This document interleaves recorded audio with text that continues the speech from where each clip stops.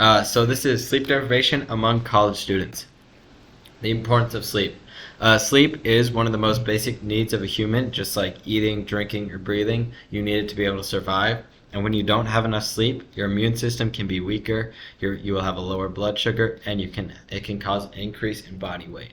And sleep deprived people cause traffic accidents at a 5 times rate higher than people who sleep enough. Sleep deprived people also have a lower brain function and lower memory, and sleep deprived people tend to commit suicide more and are more depressed. The problem. So for college students, we tend to undersleep for a lot of different reasons. Some may be workload, studying, anxiety. There's also the culture around college, partying and staying up late, which can alter your sleep rhythms. And there's sleep medications, which are tried to use to be able to fix the problem, but oftentimes they can't fix it, and it's a bad solution because sleep medications like melatonin can make you more drowsy or more tired, causing you to take it again, which will in turn make you more drowsy. The Commission on Student Affairs was our target shareholder because the main priority is to study, formulate, and send recommendations to the university's council in which the policies and procedures affect undergraduate student life and morale. The Commission on Student Affairs has a history of advocating for student-led organizations, and they also have the power to make change and influence in the University Council's decisions. We believe that this group will best advocate for our cause towards solving sleep deprivation among college students. Another shareholder group are teachers and professors. Teachers are the first group up the chain to deal with the effects of sleep-deprived students, as they have to deal with actual students themselves, and they're additionally held responsible for the poor student performance that can come from sleep deprivation. In addition, there are some longer-term monetary consequences that can impact the teacher caused by this overall lower student performance, as it'll lead to less students coming in, less money, less revenue, and this results in fewer raises, fewer bonuses, and fewer offers of tenure. Teachers can do their best not to add to the problem, but it's hard for them to try to solve it because they're not really in charge of class time or curriculum.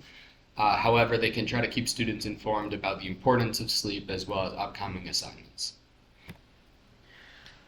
So the most obvious first step to reduce sleep deprivation is to inform the students about its consequences, because people often think that pulling all-nighters will give them better grades.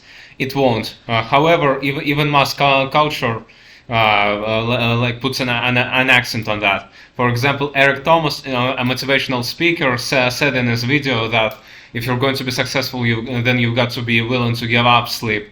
His picture was on the slide, by the way, and that video was watched by 48 million people. If we want to solve the sleep deprivation, our first step is to just tell people about it, how it's not good.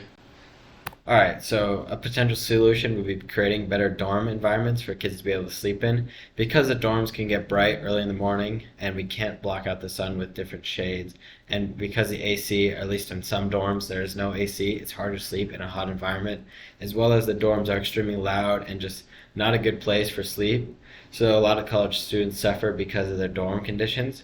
So to be able to help sleep, we need to make the dorm conditions better. To elaborate a little bit more on improving the sleep environment, one of the 3 key aspects that are important are temperature, the light level, and the noise level. Like was said before, a cool, dark room is very important, as well as a quiet room. And this is probably the main way that sleep can be improved, is by trying to improve these factors as much as you can, even if it is difficult to change the dorms to accommodate this. Looking into the ethical considerations of the problem, it's involved with spending money, and spending money on better dorms in this case could increase the cost of college. Alternatively, it would mean not spending the same money somewhere else, and making that choice means that whoever is making that choice has to remain unbiased, the people involved. This includes researchers, administration, engineers, anybody else involved. The important The other important ethical consideration is when doing studies or surveys, it's important to keep the health and well-being of any patients or subjects in mind. And yeah.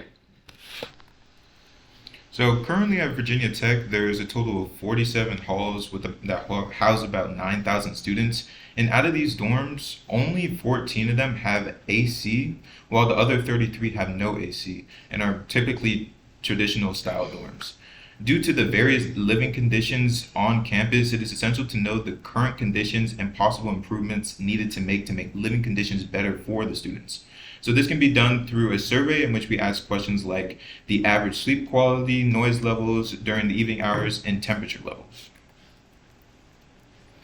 This data can also be used by engineering students to see which improvements need to be made, especially for our stakeholders, the Commission of Student Affairs, who can pass this information and data to the University Council to finalize a plan.